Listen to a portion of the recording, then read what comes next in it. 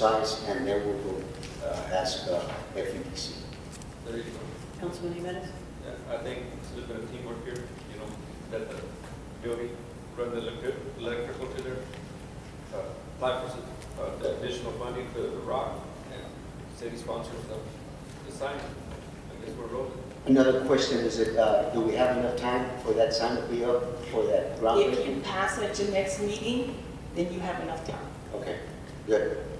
So we're in sync that, Agenda for February 8th. Okay. Well, if we have a special meeting, We can do it. but we if, were thinking about having a special meeting on what? But your special meeting is after your normal, the Right. special meeting is 15. after your, That's an annexation So workshop. there you go.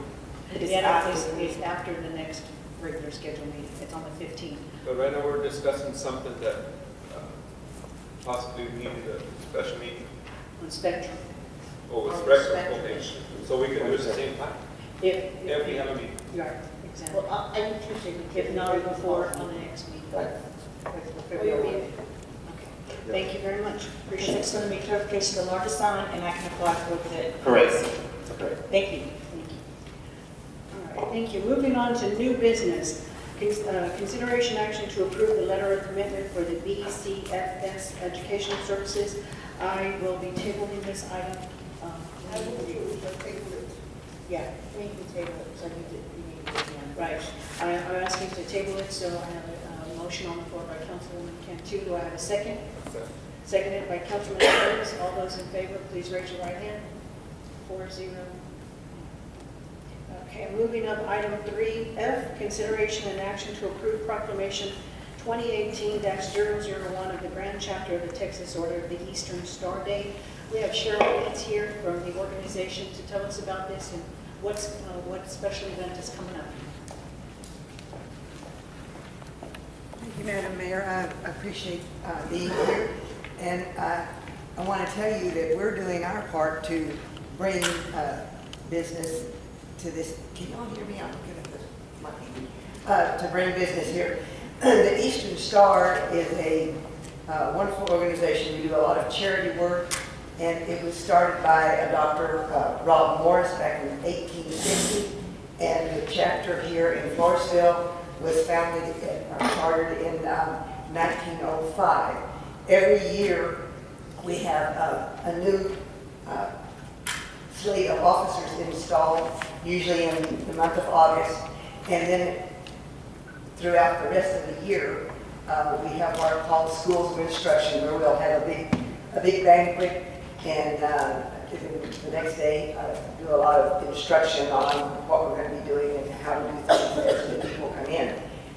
If a worthy the leader is a worthy grand matron, and her town clerk is a worthy grand patron, because this is an organization for men and women. Women are not members of the Masons, but we are members of the Order of the Eastern Star. And if one of those leaders, whatever area of state we live in, everyone comes to that particular place to welcome them to their new position. So in September, we had the newly installed worthy grand patron, Mr. Rick Skid, who lives in Helotes, here for his fraternal visit to welcome him home. And the group was very, very impressed with the event center, with the way they were treated throughout the city and everything that they did. We are so excited that we do not have to go all the way to the Alzafor Shrine this year for our school of instruction. It's going to be here in Floresville, because we don't like getting up at 4 o'clock in the morning to someplace like that. So we're very, very excited that on Friday, February 2nd, we'll be having a big banquet here again in this room. And the worthy grand matron is from up around, trying to remember exactly where she's from, but up in the northern part of the state, shall we say. And Rick Skid from over in Helotes. There will be people here from all over the state. There may even be people from out of state, because we have representatives of various states who come to other states to see what we're doing and how we're doing things and how we're raising money. So we will be having that big banquet on Friday night, and at that time, the worthy grand matron and worthy grand patron will presented with the proclamations and keys to the city, and we are so excited about that. And I know people, we have a book that comes out about Yates Day that gives travel directions to all the different places where these events are going to be held throughout the year. I want you to realize that this is no small event. We have 10 chapters of Eastern Star located in this area. And over in Pleasanton and Jordan and all around in Atascosa County, there are 10 more. Each region of the state is called a district, and each district has at least 10 chapters in it. So this is a phenomenal group of people coming.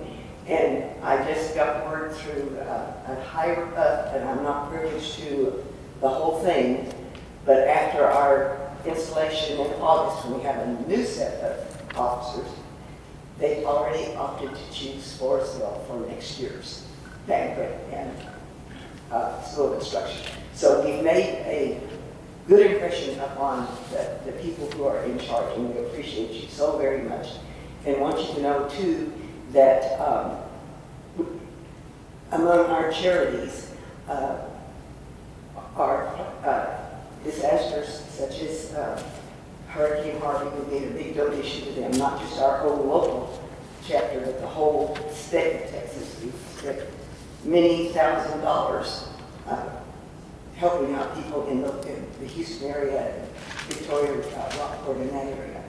And we do provide high school scholarships for students of Pope High School as well as Floresville High School. So thank you so very much for this, and I am so proud to be a Floresvilleite. Although we've only been here 18 years, so I think we're still considered newcomers. So thank you very much. How many people do you expect to be here on February the 2nd? You know, I'm not really sure, because that's not my area of expertise for this particular year. I do know that we have been hit by the flu, and that a lot of people who have made reservations for the banquet have said that, if their doctors will allow them to get away, that they will be here. So we'll find out. There are so many committees that run this organization that there's a special committee for everything that we do, and I don't know what the registration has been so far. I'm sorry. Thank you. Thank you so much. Any questions No, on the council? I just want to thank y'all for all y'all do. It makes us always involved with everything. It seems like you guys are doing it everywhere. So, and that's a great thing, and we want to welcome you. And we want to thank you for taking the opportunity to come to the city of Florida. They're going to tie that thing around your neck. I do want to say, we do a lot for the Masons. We feed them once a month, the Eastern Star do, and they're going to feed us this month. We're really wondering what it's going to be like. And I'll make the motion to. Thank you. So I will take that in just a moment, but any citizens' comments before we go forward with the motion? If none, I have a motion on the floor by Councilman Jimenez to pass the proclamation, to approve the proclamation 2018-001, the Grand Chapter of the Texas Order of the Eastern Star. I will read it. Mayor and Council proclamation to recognize Melissa Hudley, Worth Grand Matron of the Grand Chapter of the Texas Order of the Eastern Star. I have a motion on the floor by Councilman Jimenez. Do I have a second? I'll second. Seconded by Councilwoman Cantu. All those in favor, please raise your right hand. Thank you so much. Thank you. Moving on to item 3B, consideration and action to approve disbursement of hotel motel tax of $14,000 to the South Texas Home and Garden Environmental Show. Do we have a representative from the Visitor and Tourist Advisory Board?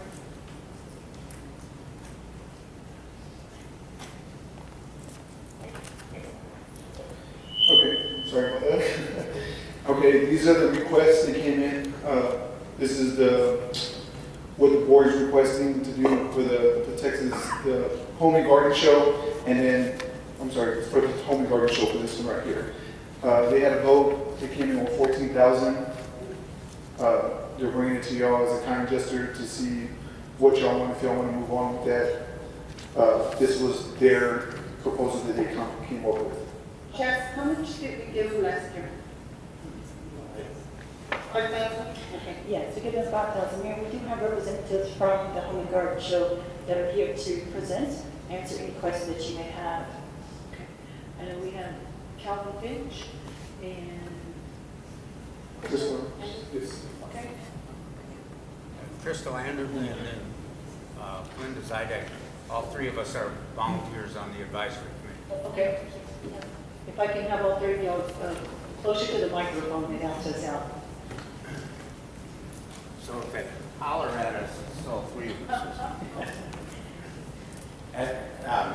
Madam Mayor and members of the council, city staff, my name is Calvin Finch. I'm a horticulturist. I'm on the advisory committee to the South Texas Home Garden and Environmental Show, which we hold, our event is scheduled for March 3rd and 4th this year. Crystal Anderson is a businesswoman from Floresville. She's also one of the advisors. And Linda Zidek is heading up our new marketing committee. This event is sponsored by Texas A&M Agriculture Extension Service, San Antonio River Authority, Evergreen Underground Water Conservation District, the Master Gardener chapters, which is the trade volunteer organizations in all the counties surrounding Floresville, Wilson County, including Comel County, Guadalupe, Gonzales, Bexar County, and our goals for this event are to raise funds for classroom gardens, for classroom grants. We're also interested in expanding the Master Gardener program, which is a volunteer program, and the new South Texas chapter is scheduled to begin in combination of Wilson, Karnes, Escosa County. Training is scheduled to begin in April. We also have interest in the general providing education, environmentally appropriate gardening information, and that's kind of the big thing on the event. I think if you look at the proposal, it lists a lot of the activities. If you want more information, I have a bulletin in there. How many rooms have, hold on, Councilman, Okay. You're mentioning all these counties and everything else. What is it y'all bringing to the city? Well, I'm sorry. You're mentioning there's a lot of education classes and everything else. Are those coming into the city of Floresville or? Yeah. Our interaction, last year he gave us $5,000 and we used it. This was the first year of the new event, and we used it for rent and some marketing. We also did a really pretty detailed analysis of our attendees. Hopefully you saw that analysis was provided to the committee. 41% of the people that attended the event, 858 people on Saturday and Sunday, were from Floresville, and the rest were from outside. And then when we went back to the Hotel Motel Tax Advisory Group, and they kind of got us excited and asked and convinced us we should have a new goal, the education, the raising funds for youth. How about to make Floresville the center of Master Gardener activity in this region, and towards that end you work to increase the attendance. So this new proposal that we accepted that challenge and goal. This new proposal, we're proposing that we hope to attract 1,600 folks to the event this March, and that 800 of those people come from outside of Floresville. The specifics of the proposal, how those funds would be used, are it's a pretty detailed,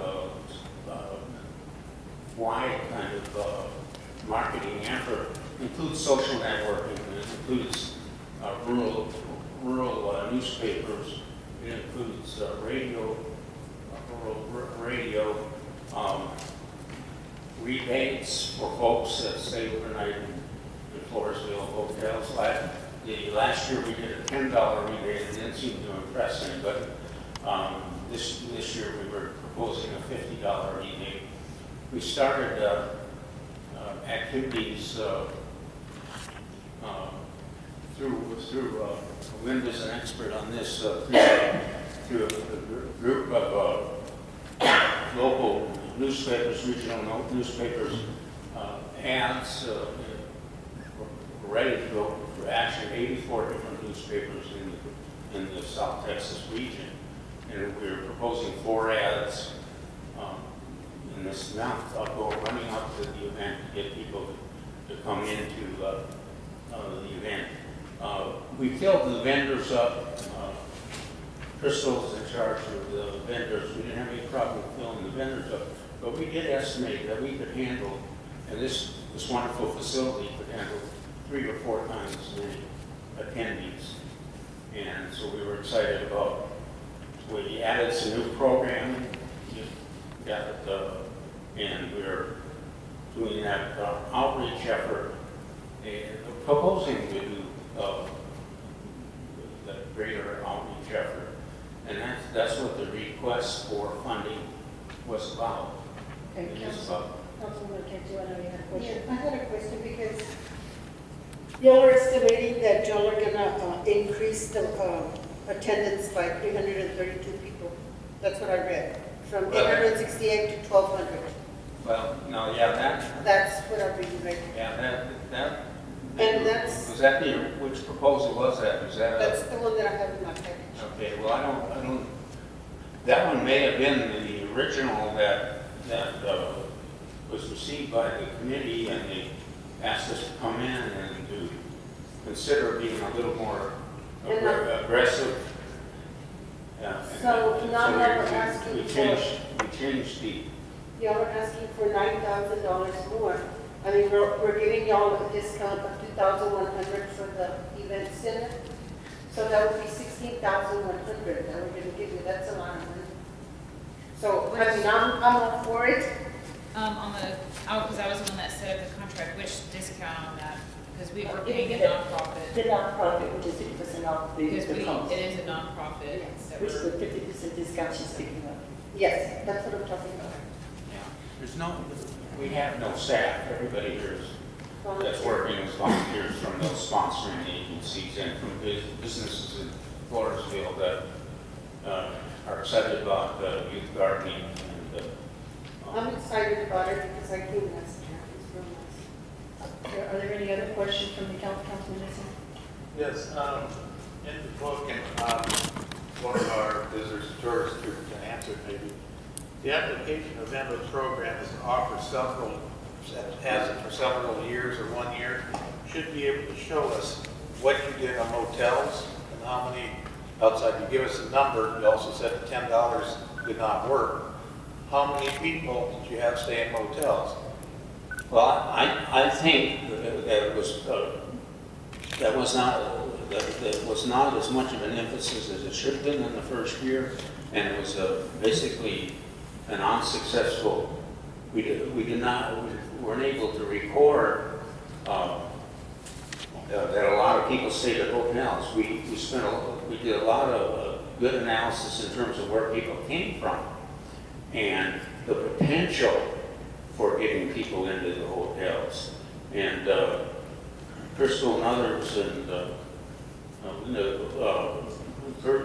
conferred with hotel folks and just travel experts in general.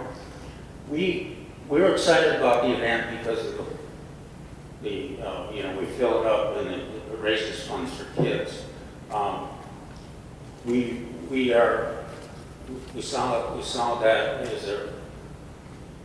saw the potential based on that analysis of where these people were coming from, that if we got the master gardeners from these other regions, we worked with New Braunfels, San Antonio papers, radio stations, Gonzales, all those, that we could get those folks in there. And we make a pretty, I think we propose 300 of those people would be in hotels. Okay. Councilman Jimenez? I think the question he was asking, how many people did you have last year stay? We only officially had 4 people that stayed at hotels, So you're saying that which, you're bringing in 300 more?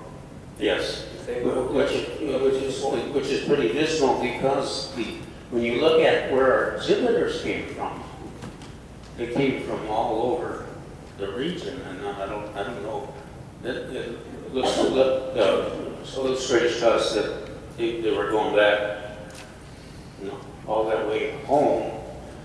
So we kind of question whether we had a good mechanism to measure how many people took advantage of hotels.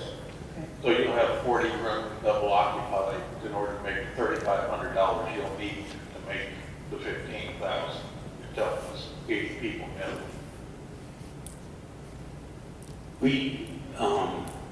We see the 800 folks, we see that as a building, with the growth in the attendance, we see it, and we see it, we're not at the final potential in terms of that fourth goal, which is to make Floresville kind of the regional center for master gardener and environmentally appropriate gardening. Take advantage of the civic center. Thank you. May I have the floor, Madam Mayor, next? Yes. Yes, like I had said before, we have to look at the hotel motel tax. How much revenues y'all are bringing in. I can understand for this, for the schools, for et cetera, et cetera. Here we have 100 guests who are staying at the motel, and y'all want just about 15,000. It's like the council giving you $150 paying y'all per guest for y'all stay.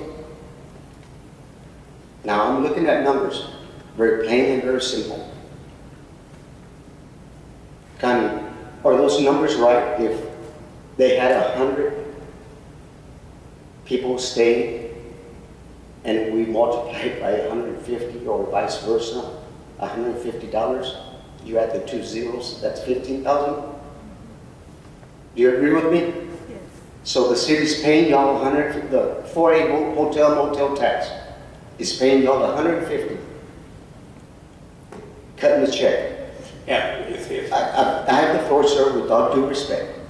well, and I think I respect that. If that is the only goal you have for your hotel motel tax, Our goal here, sir, generally. Okay, hold on. Before it gets out of control, I have the floor, Madam Mayor. I will give it back to Councilman Ortiz, and then I'll come back to you. I Mr. never- Finch. I I never understand, interrupted. I understand that, but I'm before it gets out of control. Well, no problem. The floor is yours, Councilman That's Ortiz. why I asked for what it. I'm Thank you trying very to much. tell I appreciate that. you. Go Thank ahead. you. With all due respect, sir. The hotel motel tax, we're cutting you a check. That is what you want, $150 per guest that is staying there. I don't think so, that's right. Do the numbers. Do the numbers. It's very plain and simple. It doesn't match the criteria of 3%. Okay, I Councilman, yield that. Councilman Neeson. Well, the criteria is 25% of the money we give them. So that's 3,500 they need to bring in. whereas there's roughly 40 rooms, double occupancy for this town.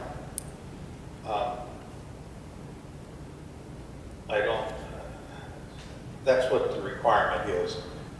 I understand what you're saying, but the requirement is 25%. I don't quite understand, because they have expenses on advertisement that brings in revenue. They have to bring in people to this place here. They're a nonprofit, so we do give them a discount, we do make money.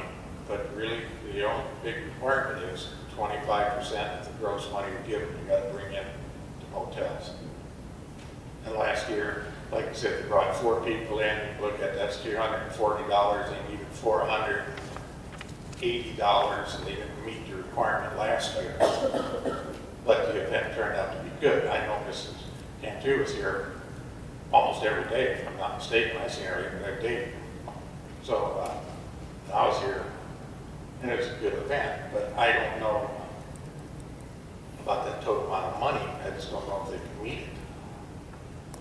Let me ask, Chaz Bettis, you were up there. Are you representing the Visitor and Tourist Advisory Board when you made the recommendation that I know it went to Mr. Yes, Mr. I didn't know who was representing them. Chaz was unable to attend the meeting at the time. However, Mr. Gonzalez is on the board currently, and he did attend the meeting when they actually presented to the council. You have a brand new board, so all those board members are no longer on that board. But I believe Mr. Gonzalez can speak to the meeting because he did attend the meeting the night they awarded they made the recommendation for the 14,000. Yes, I'd like to hear what the board had to say. Fred Gonzalez, Vice Chair for the Tourist and Visitors Board. I did not get involved in this particular decision. I was sitting there, but I was not privy to any of the deliberations. As you know, they're done in private. So I have really no specific way of answering questions on the amount, how they got from here to there. What we try to do is look at the overall cost that could indirectly or directly bring people to Floresville and in essence to the hotels. We don't have a set figure, at least I've been there one night this go around, but we don't have a set figure that I know that cuts it like 25% or 5% or anything like that. One of the things that I think the board does, and I think, okay, I don't necessarily agree with it. I think it can be done. It should be augmented by other things. But is look at the expenditures that these agencies or bodies use in advertising, which in essence advertises hotels, motels, the city in general, and then we go based on that at least to some degree. And in this case, I'm looking at numbers after the fact. I was not, again, involved in the process, but their numbers here, if I'm correct, and of course these people can answer it better than I can, according to their figures provided, and this again are projected figures, they're spending $6,000 for billboards, $2,500 for the motel rebates. Can you hear me all right? Yes. And $25,000 for advertising through social network, Floresville highway banners, gardening radio, and regional newspapers. That amounts to about $11,000. Now, that's a figure that generally, I guess you could use it. I'm a little leery of saying 100% of that either. But that's the only indicator here as to what possibly could end up putting money in hotels and motels. And then they have a projection, I understand, for reading the input of about 200 bodies, I guess. But here again, it's not a one-for-one kind of thing. It's not an easy process where you say, well, $5 and $3 come in, so that's all you can spend. It's a matter of what does it do for the city in general, and then specifically, what does it put in the way of traffic at hotels and hotels. And again, without being involved in the decision, their decision was to grant the 14,000 that was asked. Using the concept that I described, I don't think we could get there. But again, this is my personal opinion. I'm not representing that as the board. Thank you. Yes, Councilman Ness. Where I got that number is the tax occupied tax user guide number 10.